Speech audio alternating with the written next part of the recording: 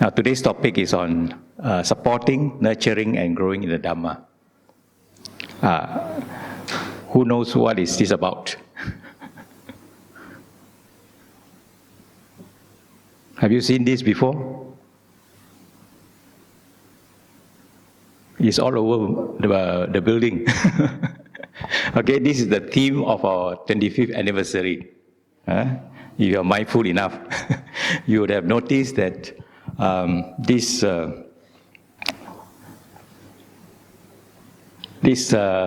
theme that we have chosen, okay, for this coming anniversary celebration is supporting, nurturing, and growing the Dhamma.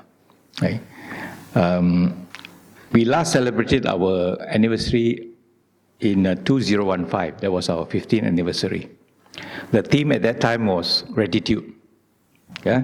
Because we find that the word gratitude is very important because in order to run BAPs, okay, we have a lot of volunteers, okay, to help us. Okay? And even to come up with this building, we need a lot of donors from the general public. So in our 15th anniversary celebration, we chose the word gratitude as our theme. Okay? Mainly to show our gratitude to all the people who have contributed to the success of Bandar Uttama. Okay. Now 10 years later, now it's 25th anniversary.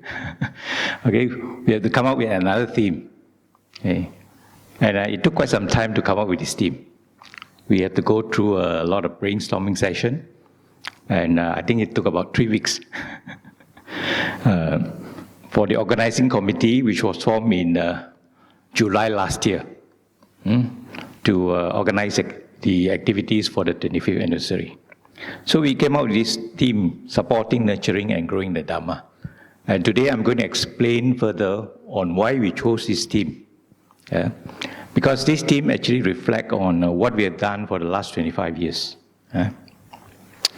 So 25 years ago, on 28 March 2000, the Bandar Uttama Buddhist Society was officially registered with the ROS. Right? And on the 28th of March 2025, okay, we have our official launching by Venerable Chao Kun King. So the journey began with our vision to apply for a piece of land, religious land, from the Selangor state government to build a Buddhist center, okay, which we have today. And in the process of actually spreading the teachings of the Lord Buddha. Okay? So we are a Buddhist society, so our main focus is on the teaching of the Buddha. So in the process, we also built a Dhamma-inspired community. Okay? That means the community we have today, okay, is a result of all the work that we have done for the last 25 years. Okay. Now, I would like to bring you back to history of the last 25 years, what we have done. The first Four-Term Committee was formed on the 29th March 1999. So those days, it's not easy to register organization. It took exactly 1 year. Okay? 28 March 2000, we got our approval. Okay? But today with the e-submission, you can actually get your society registered within 2 weeks. So BAP started operation on 1st July 2000, where we actually rented a double-story house in BU 11/16. And on the first day of registration, we got 100 students. And as time goes on, the enrollment increased. And in the year 2004, we have 350 students. And because of that, we rented the adjacent unit as well. So we are operating from 2 houses, and there were only 8 rooms. But because of the number of students, we have to run it over 2 sessions, one at 9 o'clock and one at 11 o'clock. But at the same time, we also apply for the land. And those of you who attended induction course, okay, would have known the process of applying for the land. And we took 4 years to get the piece of land. Actually, we tried 3 pieces. The first 2 was rejected. And after we got the land in 2004, we applied for the land title. Because this piece of land is part of the sports complex. Okay, so we applied only for half an acre, and we have to demarcate the land and submit to the land office for the title to come out. So the title that came out was a religious land, leasehold, and it's only with a lease of 60 years. Okay, usually leasehold land are like 9 years, but for religious purpose, the government only gives 60 years. So after we got the land title in 2005, we applied for the planning approval, which took another year. And in 2005, we submit for our building plan approval, which was approved in 2006. Okay. We started building this building in 2007, and it took 2 years to complete. Okay. But at the same time, the members are also busy raising funds. Because if you build the building, you have to pay the contractor. Okay? Without money, you won't get the building. So the members work very hard actually. In the early days, nowadays we have those lighting of oil lamp, and now we use candle. Those days we use oil lamp with oil and wick. So the members will go around BU house to house, and encourage people to offer oil lamp during Vesak. So that's how hardworking they are. And every year during Vesak, we have food fair to raise funds, and many other activities. As long as we can raise funds, we will do. So in 2009, we completed the building, and we were very lucky that after completing the building, we still have a surplus. Okay? There are some centers, they have completed their building, but they are still in deficit. Okay? So we moved into UBV, which is our building called Uttama Bodhi Vihara, on 8th of November 2009. Now, recently we actually applied for extension of land lease, okay? Because our land lease was 60 years, and it was given to us in 2005. Okay? So by 2023, our land lease is left with 42 years. Okay? 42 years is very short. One generation only. Maybe your grandchildren can still come to the Dhamma school. So we asked for extension of the land lease. And now we got 99 years, with a premium of 300,000, which is considered very reasonable. How to get a land lease of 57 years for 300,000? Right? It only works out to 400 a month. So as I said earlier, our last celebration was in 2015, and this year we're going to have a big celebration. And if you have noticed, we are actually having a lot of monks coming this year since the January. Okay? And on the 23rd of, this is our old building. So we started on double-story house, now we have a beautiful building. Okay? So today, we have the facilities to run our Dhamma school over one session. Okay. So the theme for this year's anniversary is supporting, nurturing, and growing in the Dhamma. Okay. And we started off actually on the 23rd of March, where we invited Venerable Sarankara, our spiritual advisor, to soft launch our program. Okay. Now, why we chose 23rd? Because 23rd is the first day of the Dhamma school. Okay, where the children come back after the holidays. Yeah? Because during the holidays, very few people come. So we have a big celebration. We have lion dance. Okay, we have also the body sings and also a Dhamma talk. Then our official launch was actually on the real date, which is on the 28th of March, recently. And those of you who are here will know what we have been doing. Before that, we also came out with a photo exhibition. Right? I think you have noticed it, it's right in front. And it's very popular now, it's like a photo booth now. Everybody like to take photograph in front. So this photo actually explains, okay? It gives you a full picture of what we have done for the last 25 years, okay? The activities that we have in this center, okay? And even from the beginning, the top part is the early years, okay?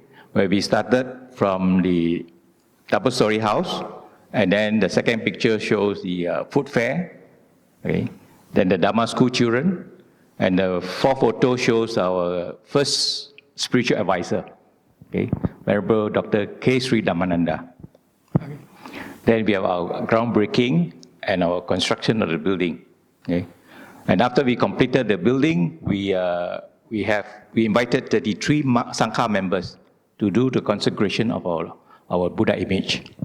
Okay, this Buddha image is very special. It is actually made in China, carved in China, from a single piece of rock.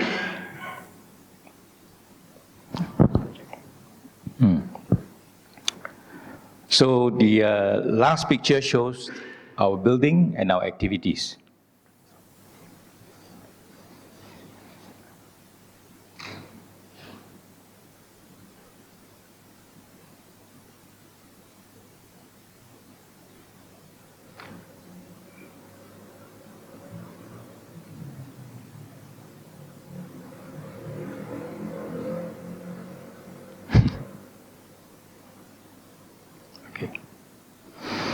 Okay, so this is our soft launch on 23rd of February by Venerable K. Sri Sanankara, who is our current spiritual advisor. Then on the 28th of March, how many of you were at this function? The rest did. Okay, anyway, just run through. Okay?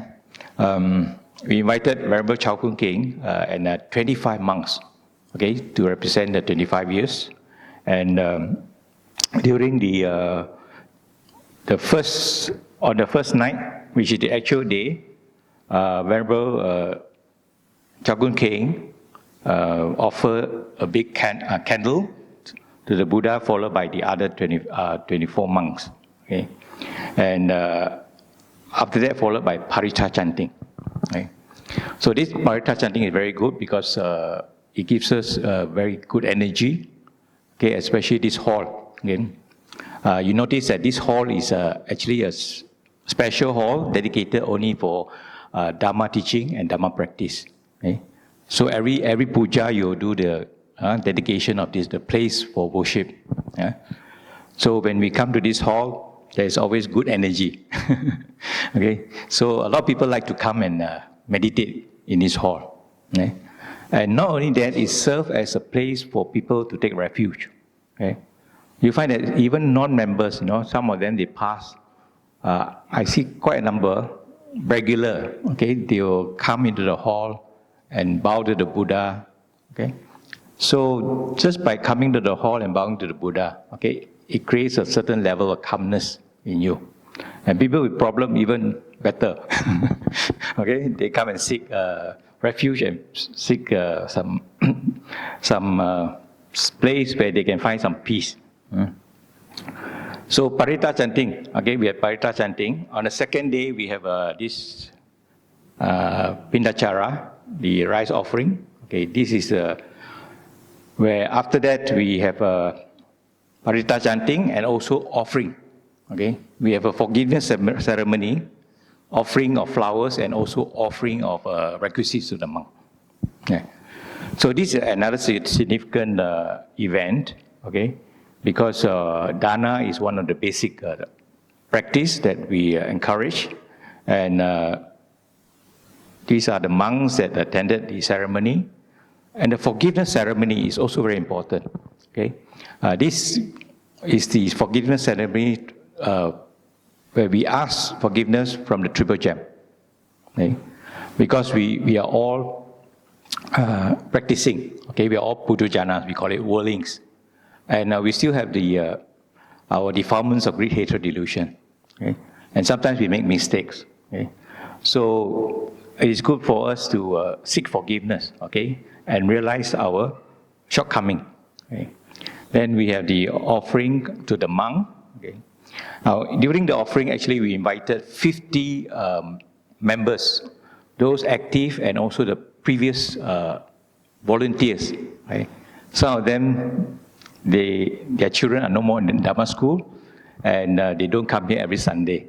Okay, so but we remember them for the contribution. Okay, they have offered to Babs in the early days, so we also invited them to come and offer. So we actually invited 50 people. Okay, 50 families, including the members of their family. So 25 will offer flowers, and 25 will offer requisites to the monk. But due to logistic reason, only the front row of the monks receive the offering. So they have to do it a few times, because you cannot go to the back and offer. And we end up with on the third day, we have a one-day retreat attended by about 100 participants. So everybody was happy. Okay, in the past 25 years, we are very lucky that we have a lot of monastics who visit our place and give a lot of Dhamma teachings. Okay. Basically, these are the very senior monks, okay, who have practiced for many years, and they have very good knowledge of the Dhamma. So they come over, okay, some from abroad, okay, some from overseas, some from the west, some from the east, especially Thailand. They come and teach the Dhamma.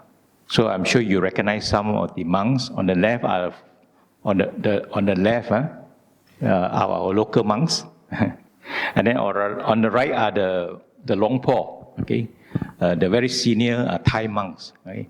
So recently, the one that came was Longpo Sorasak. Okay? Then Longpo Liam came for the launching. Yeah? And earlier, Longpo Tong In came. And this 21st April, Longpo Ton is coming. Okay, it's a top one, second from the right.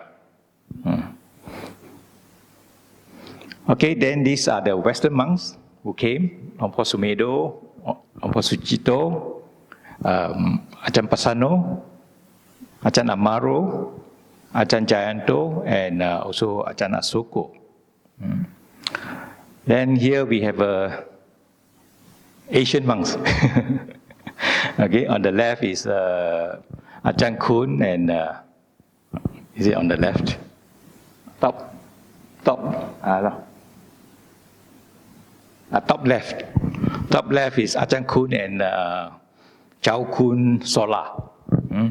Then you have Ajahn Keng, Longpo Piak, Ajahn Tan. Then on the lower part is Ajahn Tikayano, Ajahn Bande Huat Po, Longpo Tong Deng, Ajahn Moshe, and Ajahn Nan. These are the Western monks. Okay. On the top is Ajahn Karuniko, Longpo Liam. This one because this photo is two together.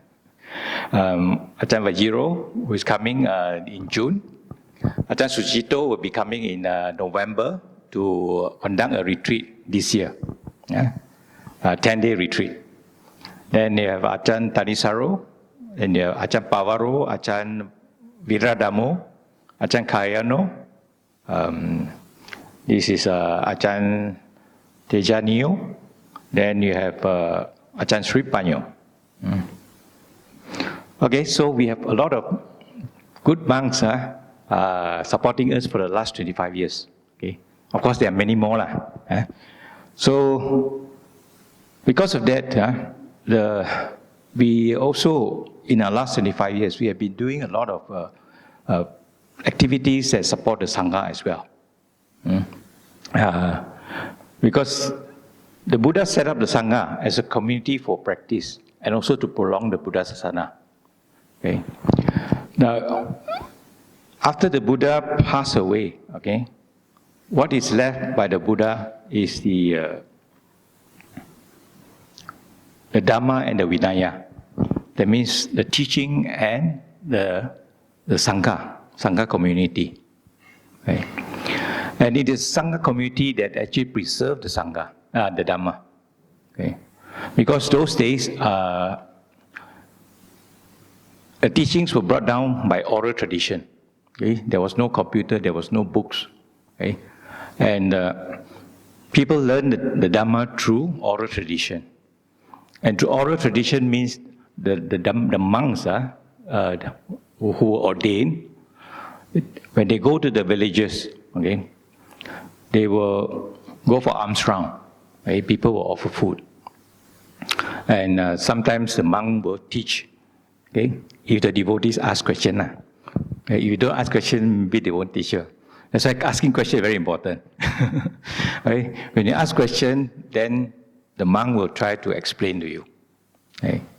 So when the monks go alms round, sometimes people ask why you go alms round. So the monk will explain. Okay? So slowly they teach the villagers. Okay? And some villagers they are more keen to learn. They'll go to the monastery and see the monk and learn from the monk. Okay? Some even stay in the monastery and practice together with the monk. Okay? So in the early days, everything was transmitted by oral transmission. It was only about 80 BC. That means about 500 years, 400 over years after the Buddha passed away. The Dhamma was actually written on ola leaves, right? And documented. Okay?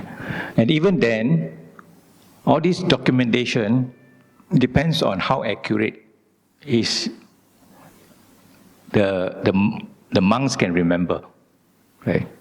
Even as you listen to the Dhamma today, okay, maybe by next week you forgot already. Okay? So it's important to to learn actually directly from the monk who practice, and then he can tell you his experience. Okay? So recently, I think Lompo Sorasa, he came. He kept reminding us to practice mindfulness, okay? Because mindfulness is the key to enlightenment.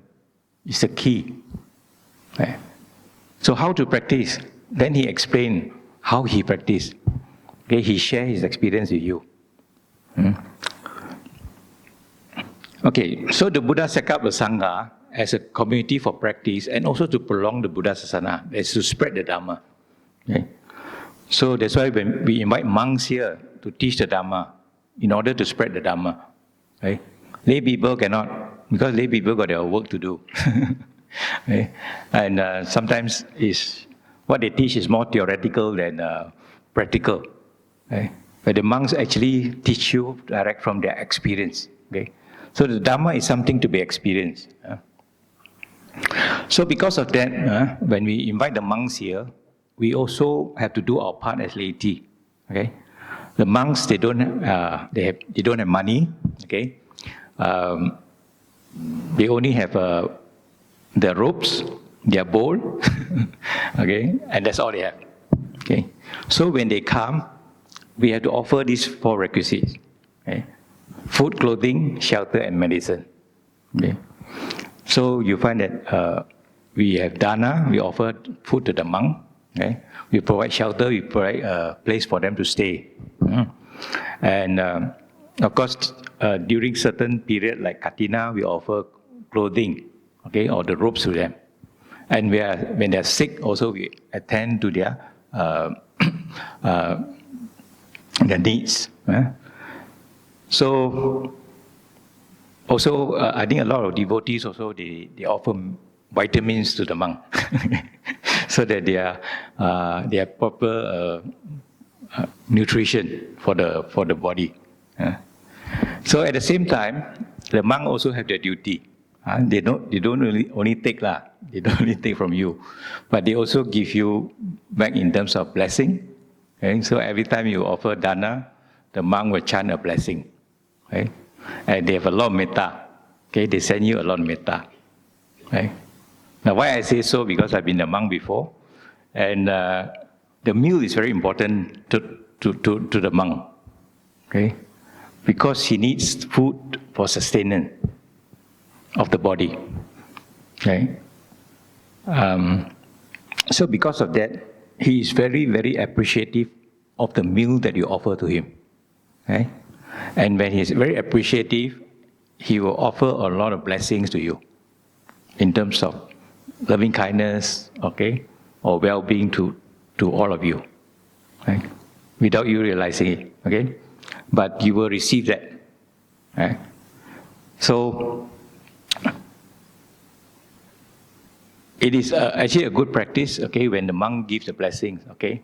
You find that there is a lot of goodness during the time. Yeah. So the Sangha has a duty also, okay, to offer blessings, to offer teachings to the lay people. Yeah. So Babs have been doing that. Every time we are visiting monk, we make sure that they are properly taken care of. Okay? And it is good to do that because word spread around. Okay? So next time when Babs invite monks, they will not hesitate to come. If the monks come here and you don't have all these things available for them, you don't have food, you don't have proper shelter, okay? You don't take care of them when they're sick, you know, then next time they won't come. Okay? So it's a reciprocal kind of thing. And it's important for us to support the Sangha, because if we support the Sangha, we are actually prolonging the Buddha Sasana. Right? Because you and me is not going to prolong the Buddha Sasana. Right? If you practice, you become enlightened, that's it. There you go. Okay? But the Sangha, the institution of the Sangha is there. Okay? Because they practice full time. Okay? And those who can teach will go and teach. Okay? Those are the missionary monks. Okay? So how did this Sangha come about? If you go through the life history of the Buddha, okay, after he became enlightened, he went to look for his 5 friends, the 5 ascetics, okay? And he taught the first sermon to the 5 ascetics. And after he finished the first sermon, one of them, Kondanya, attained to the first stage of sainthood. So that means he becomes a noble one, okay, or an Arya. Okay. So that was the day when the Sangha was formed. Okay. So initially you have the Buddha, the Dhamma. Okay. The first Sangha who is an Arya is actually Kondanya. So after that, he became a member of the Sangha. Okay. And after that, the Buddhas preached the second sermon, and the other 4 ascetics became Arahants, right, together with Kondanya. So the first Arahants was among the 5 ascetics, and after that, the Buddha teach to this guy called Yasa, a Brahmin. He became a disciple of the Buddha, and he has a big retinue of friends. Okay, 54 of them. On hearing that he was ordained by the Buddha, all his 54 friends also follow. Okay, and the Buddha taught them the Dhamma, and also they became Arahants. Right? So those days very easy to become Arahant. So after the Buddha have 60 Arahants, 55 plus 5 become 60. He told his monks, okay. He said, "Go forth, O bhikkhus, for the good of the many, for the happiness, out of compassion for the world, for the good benefit and happiness of gods and men. Preach the Dhamma, excellent in the beginning, excellent in the middle, excellent in the end. Let not two go in one direction." So that was the first time the Buddha sent out missionaries throughout India. That means all go their own way alone. Okay? And they settle in a village, and they go for alms round, go to the village, and when people ask, they want to know about the Dhamma, they will teach. Okay? And that's how Sariputta became enlightened, become a disciple of the Buddha. He met one of the 5 ascetics called Asaji. His name is Asaji. Right? He saw this ascetic, he was so radiant, his face is so radiant, and he's so calm and composed. So he went to ask for the Asaji, who is his teacher. Right? So when he asked for the teacher, the Asaji said, the Buddha is my teacher. Okay? So Asaji told Sariputta, if you want to learn, you go and see my teacher. But before that, he gave him 4 lines. And after listening to the 4 lines, he became a Sotapanna. Okay? So the monks go around and then they start teaching, and many people became enlightened after that. So hopefully you become enlightened when the monks come. Okay, so development of the Sangha, okay. Now we take the refuge in the noble order. Just now you chanted Sanghang Saranam Gacchami. Okay, that is the great disciple for the Buddha. That means we take refuge in the Arya Sangha, or those who have attained at least to the first stage of sainthood. And when we take refuge in the Sangha, we actually recollect their noble qualities of faith, energy, mindfulness, collection, and wisdom. Right? These are the embodiment of the Sangha. Right? Those who become monks, they have a lot of faith. You got no faith, you cannot become a monk. They have a lot of energy to practice. You cannot be a monk and then accept food on lay devotees, and after that you go and sleep. You must have a lot of energy to practice. Okay? You must practice mindfulness at every moment. And from there you develop concentration or collection and develop wisdom. Right? So we reflect on these qualities. So we must also, looking at the Sangha, we must also strive to be a member of the noble order. So these are the technicality of how one become enlightened. Okay, to become a noble one. Okay, there are 4 types. Okay, of beings that are defined as noble ones: Sotapanna, Sakadagami, Anagami, and Arahant. So these are the stages where you go through. So in the first stage, you remove wrong views, skeptical doubts, and attachment to rites and rituals. Okay. Then once you attain to that state, you only have 7 more lives. And you will no longer be reborn in the lower realms.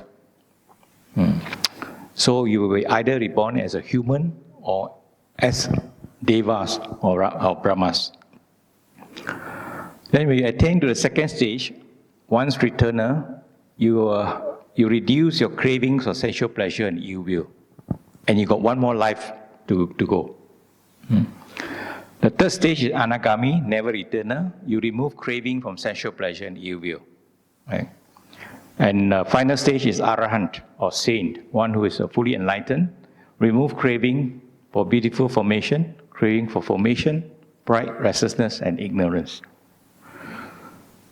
So these noble ones are worthy of offering hospitality, gifts, reverential salutations in their incomparable field of merits.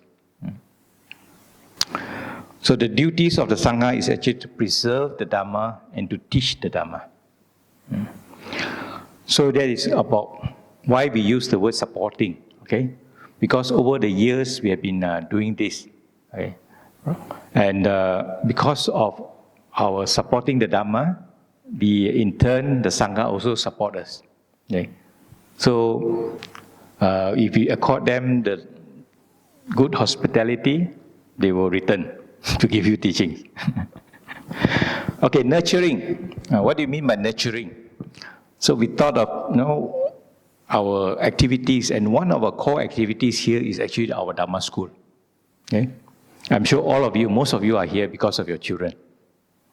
Otherwise you won't be here, you'll be somewhere else. Okay, enjoying yourself. Having nice breakfast with your friends. Okay, so the Dhamma school is actually what I would term as the jewel in the crown. Okay, without the Dhamma school, many people would not bother, okay, even to come and listen to the Dhamma. So our Dhamma school actually have gone a long way. Okay, we started with one from a double-story house, and we only have 4 rooms. 4 rooms, we can cater only for 100 students. 25 students in one room is very packed already. Right? So slowly we grow. That time we only cater for students 6 years and above. Okay? So since we moved to our new place, UBV, we have lowered the age because we noticed that some parents got 2 children, one older and one younger. Okay, the younger one could be 4 years old and he can't go into the Dhamma school.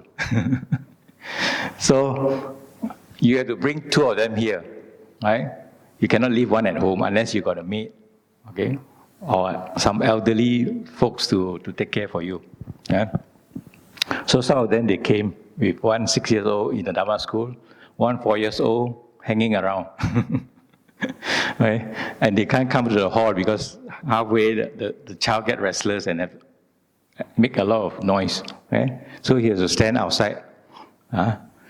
So we lower the age so that your children can go to the Dhamma school at a younger age. Okay, so those who are children 3 years old have to wait 1 more year. We cannot go to 3 because too young. They don't have the vocab yet to understand. Then it's important to nurture them when they're young. The younger they are, is better. Just like you want to bend bamboo, you must bend it when it's young, not when it's old. So the common saying is it's easier to teach children than adults. Because adults got a lot of preconceived ideas. They come here, they got so many opinions, so many ideas of what to do. Whatever you tell them, they'll put it aside first. Because they think they are right. So it's better to nurture them when they're young. Okay? And then what we teach in the Dhamma school, we teach them who the Buddha is. Many parents, they don't know who the Buddha is also. So they can't teach their children. So they come here and learn. Right? So we teach them faith, how to develop faith in the Triple Gem. Okay? You must have faith. Okay?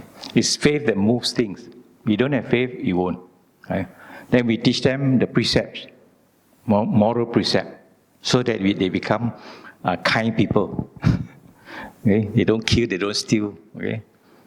They don't overindulge, they don't lie, and they don't take intoxicant. Okay? We practice simple mindfulness. Okay? Not meditation, but simple mindfulness, or like metta, okay? And also a little bit of breathing exercise. We also teach them for Brahma Viharas. Okay? So through all this teaching, they develop good virtues of gratitude, okay, towards their parents. They appreciate their parents. They are more obedient. I hope they are. When they go back to their house, they become more respectful because they learn how to bow. They have more humility and hopefully more patience. And of course, finally, to develop their wisdom. Okay, those who are the older age one probably can do that. Okay, so the Dhamma school again is our core activities. And the third one is growing in the Dhamma. Okay, growing in Dhamma is for everybody. Okay, from the age of 4 until no limit lah. Okay, we don't say that you're over 100 years old, you cannot come to this center. So as long as you're alive, you can come. Okay? You can come, no problem. Okay? So it's important to provide facilities. Okay, so we are very lucky to have this building. it serves our purpose, even though at times it may be overcrowded, especially when you have popular monks. Right? When you have popular monks, you don't even have space to sit. Some people even sit behind the monk, right?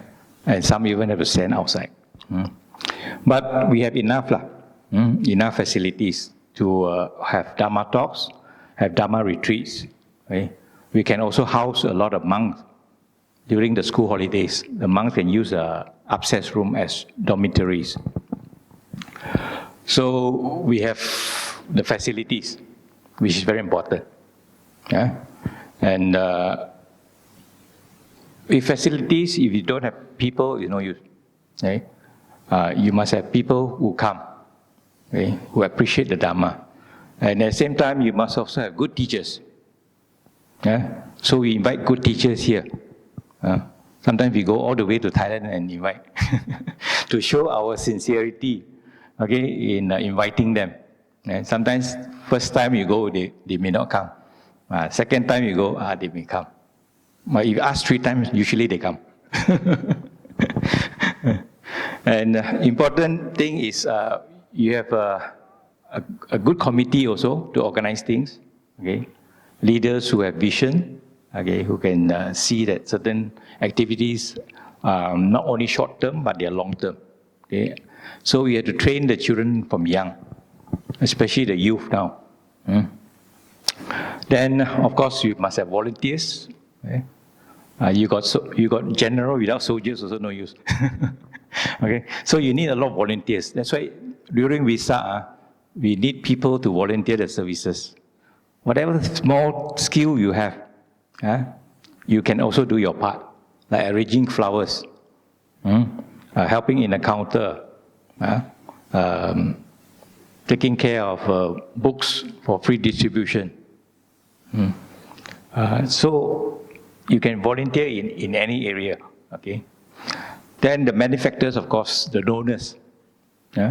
Without money, also, you know, you can't run activities. Right? So you need the logistic. Like canopy, all this, you need money. Okay, food, you need money. Okay, we always give free food. Even during Vesak, we give free food. Anybody that comes, we give. So we need sponsors. Okay, so every year we are very lucky. Okay, there are regular sponsors who come and offer this food, okay, which is part of our practice. Okay. So growing the Dhamma is actually to provide the facilities, okay, for people to come and practice.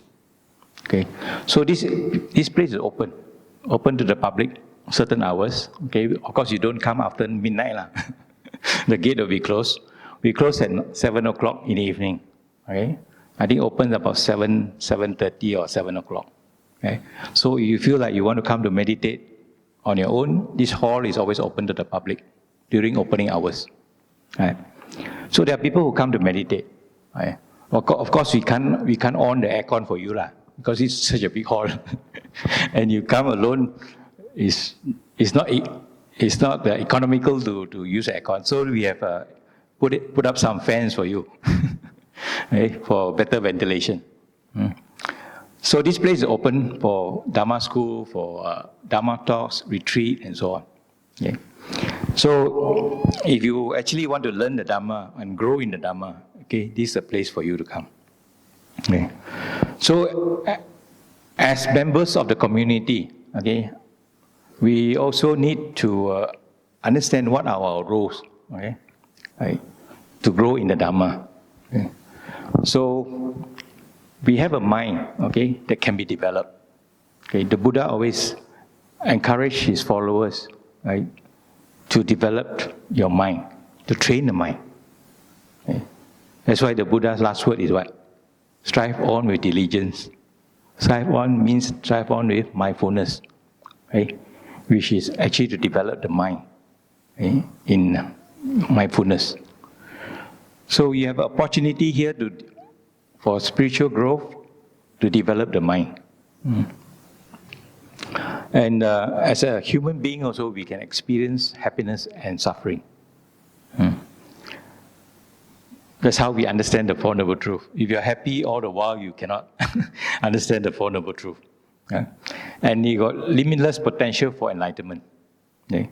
So you must realize this within yourself. Now, compared to animals, we human beings, we have food, shelter, and freedom from predators. Right? We don't have to kill for our food, Whereas animals have to kill for our food, for their food. Because it's survival of the fittest. The bigger animals will eat the smaller animals. Okay? But human beings don't kill each other for food. But in the early days, maybe they're the cannibals. Okay? But you earn proper living, okay, through your jobs, okay, and you use your earnings for your food, shelter, okay. Whereas if you are born as an animal, you create negative karma, okay. You can understand the existence of present and future life if you understand the Dhamma. Understand this life is short and consider the welfare of future lives. You create causes for the next life. You have a chance to practice Dana, Sila, Bhavana and develop the wish to escape from samsara, called liberation. Okay.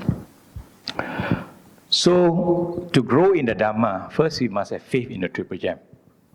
Okay. So this morning you chanted Buddhang Saranang Gacchami, Dhammang Saranang Gacchami, Sanghang Saranang Gacchami. Okay.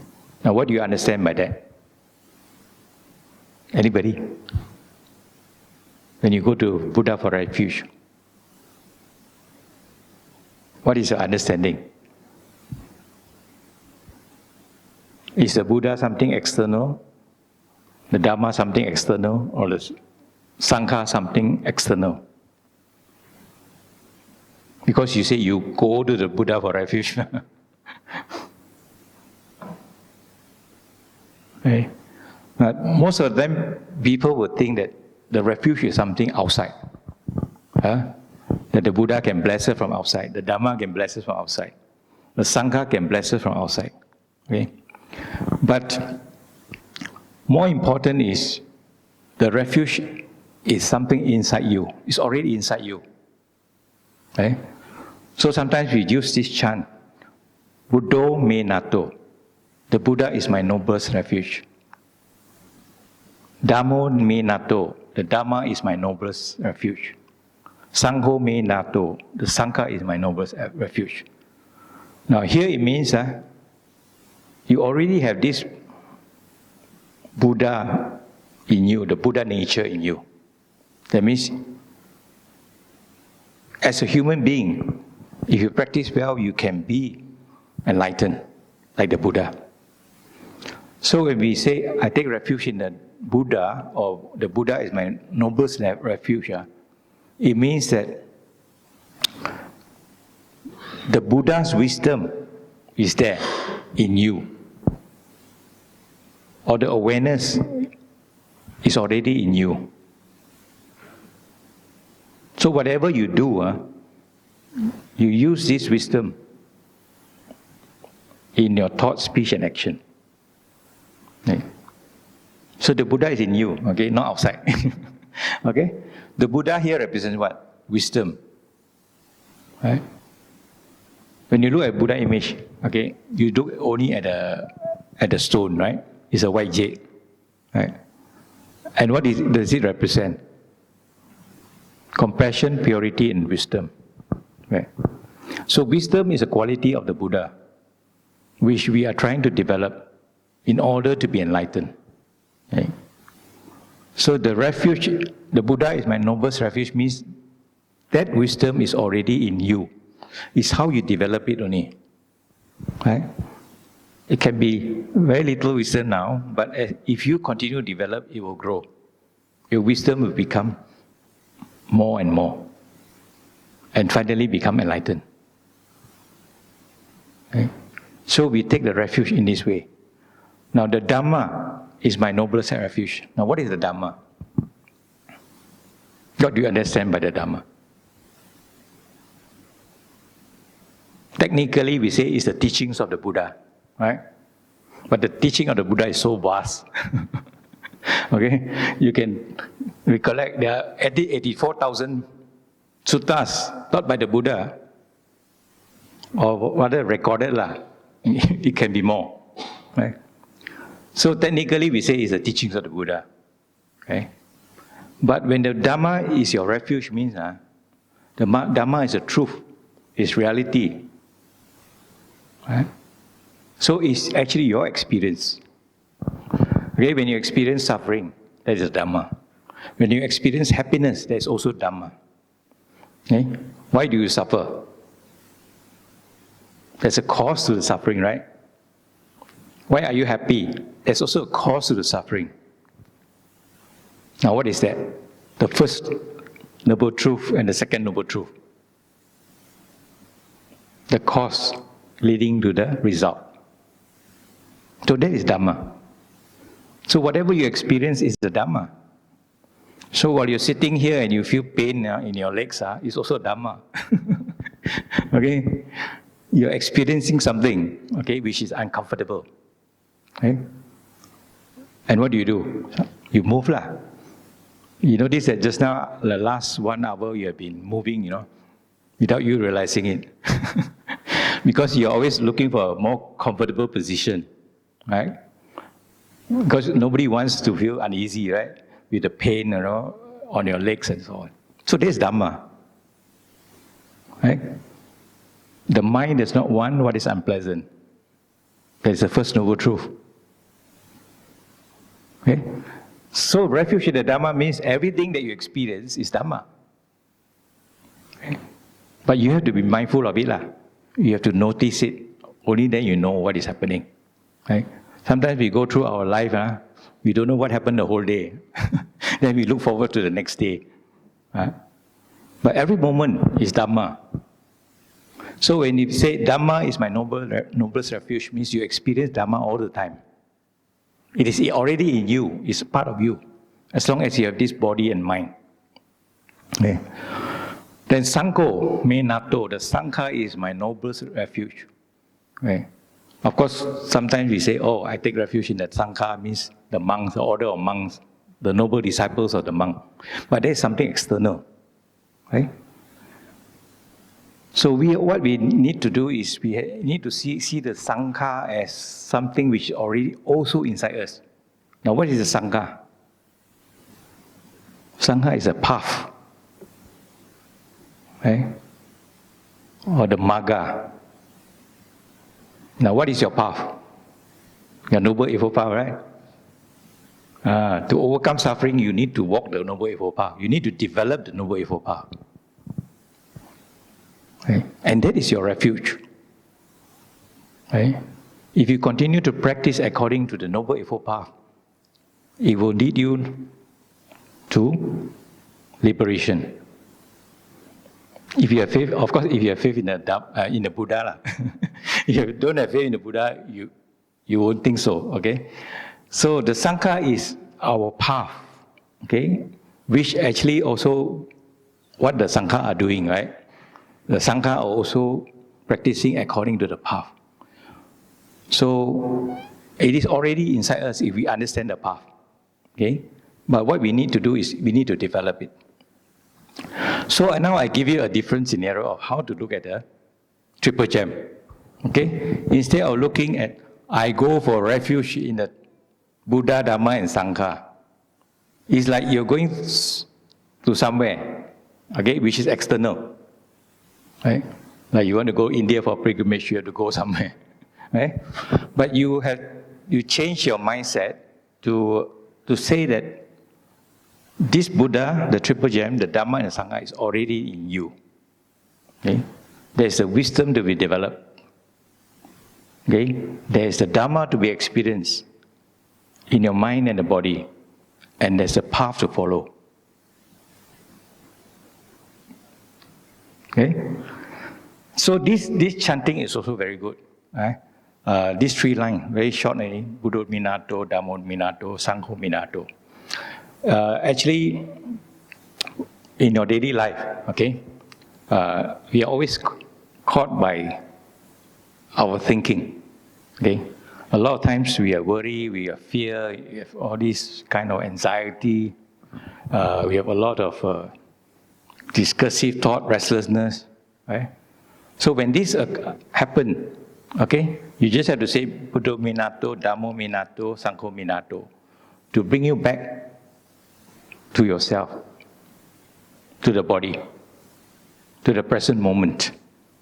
Okay? That means remember the wisdom, your truth, and also the path, the Buddha, Dhamma, and Sangha.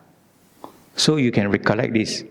Okay, while waiting for the aeroplane, you're at a waiting lounge, you can also recite this. Okay, but most of the time, our mind is outside. Okay, flying everywhere. Okay, we'll be looking at the handphone, checking how much tariff that Trump is going to impose. But those are not important, okay? More important is you look inside you, the qualities that you develop, okay? Your wisdom, your experience, and also the step you are taking to overcome suffering, right? Okay. So that is one part of some of the things that we can do actually for us to grow in the Dhamma, okay? To remember this refuge as our something that can stabilize your mind, okay? But you do it often, actually, you find that you won't be caught in thoughts, a lot of thinking. Our suffering actually comes from our thinking. When we see something we like, then there is also dislike. Not everything that you see you like one, right? Some of the things you see you don't like. And when you see things that you don't like, then you are followed by another thought already. Why you don't like? What is it that make you dislike? So all these things come in. But when you see something you like, then also it leads to another thing. It leads to craving. You want to have it. Right? So it continue. The thought keep continuing. Right? So it is good for us to actually use this to actually stabilize our mind, compose our mind. Then, of course, there are other things that you can do to grow in the Dhamma is to do a lot of merits. Right? Okay, there are 10 meritorious deeds recommended by the Buddha: generosity, morality, meditation, reverence, and service. So if you believe in karma, okay, these merits will give results. Okay? Generosity will give you wealth. Morality will give you born in noble families. Okay? So sometimes you ask yourself, why am I born in a poor family? Because you didn't know enough charity. Okay, so you're not born in a wealthy family. Okay? So don't be envious of people born in the rich family, right? Because they have done a lot of good in the past, right? But some rich people are immoral, because in the past they don't practice the precept, immoral, but they do a lot of generous act, right? So they are not born in noble family. Okay, noble family and wealthy family are two different things. Right? Noble family are family that know how to keep the precepts well. Then meditation, you're born in higher planes. Of course, this is one of the results. But meditation also can lead you to Nibbana, not necessarily being born. Reverence leads you to noble parentage. Service leads you to large retinue. That's why you see a lot of politicians, they got a lot of followers. Transference of merits give you abundance in future life. Sharing of others' merits, productive of joy wherever one is born. Listening to the Dhamma, conducive to wisdom. Teaching the Dhamma, conducive to wisdom. Strengthening of one's view is also conducive to wisdom. So in order to increase our wisdom, we got to keep listening to the Dhamma. Okay? So it's good for you to come here every Sunday and listen. Okay? And continue to get more and more knowledge. But after getting the knowledge, you must practice in order to realize it. Okay? So if you got a chance, you can go back and teach your children. In order to teach your children, you must listen attentively. Otherwise, you will forget. Then strengthening of one's view, that is to drop all the wrong views. Right? So when we come here, there are many things that we can do. Okay? We already have an organization, the facilities, we already have the facilities. Right? All you need to do is to continue with your practice. Right? And practice doesn't mean that you practice on your own and do nothing, You live in a community. Okay? And if you got chance, you volunteer your services. Okay? So each activity must have multiplying effect. Okay? Whatever we do, we try to engage more and more people. Okay? So that more people will be able to practice. Inculcate good values in serving to reduce ego, selfishness by encouraging selfless service. So the Buddha talks about non-self. And some people meditate to get rid of non-self. Okay? But when it comes to dana, they don't want to do. Right? If you cannot do dana, how can you be selfless? Because not doing dana means you have a lot of selfishness in you. Right? So if you don't do dana, you go and meditate, you're not going to get rid of non-self. Because there's always a lot of selfishness inside you. Okay? And these are the mind, these are qualities in the mind. Okay? The defilements in the mind. Okay? So even you have mindfulness, okay, you still have a lot of selfishness. So be joyous. Every contribution, be it monetary or in kind, must come from the heart. So when you do dana, make sure it comes from the heart. Okay? Don't do and then regret. Be joyous that it benefits thousands or maybe millions of sentient beings. Yeah. So that's why we in the launching, we asked Chapkun King to light the candle. Okay? So when you light the candle, you spread the word of the Dhamma. Okay? So it is limitless. Okay? How many candles you can light. And also we must see the interdependent of beings. All of us are all interconnected. Right? We are dependent on each other. Right? Without the people to organize, you cannot attend the activities. Right? So the people who organize the activities, if you don't come, also they don't have to organize, or they cannot organize. Right? So we are interdependent on each other. So with the knowledge that we have in the Dhamma, okay, we also have a goal in our life. Okay? And of course, the highest goal is to attain full enlightenment. Okay? If you put in enough effort, if you can't, never mind. Attain at least to the first stage of sainthood. At least you're safe, You got 7 more lives to go only. Okay? Or even if you can't attain first stage of sainthood, also never mind. Ensure that you are reborn as a human being, with condition for happy and meaningful life. That is, you must make sure you at least keep your 5 precepts. Okay? The 5 precepts, if you well kept, it will lead to human birth or above. Okay? It will not lead you to a lower plane. Okay? People who break the 5 precepts, they live like animals. Okay? Because of that, the chances of being born in a lower plane is always there.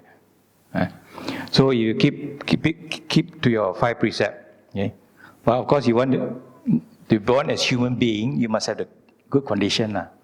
If you're born in a place where there's always a war, it's a war-torn country, and there's no Dhamma, also no use. Right? So you must have other merits to support you. Generosity, morality.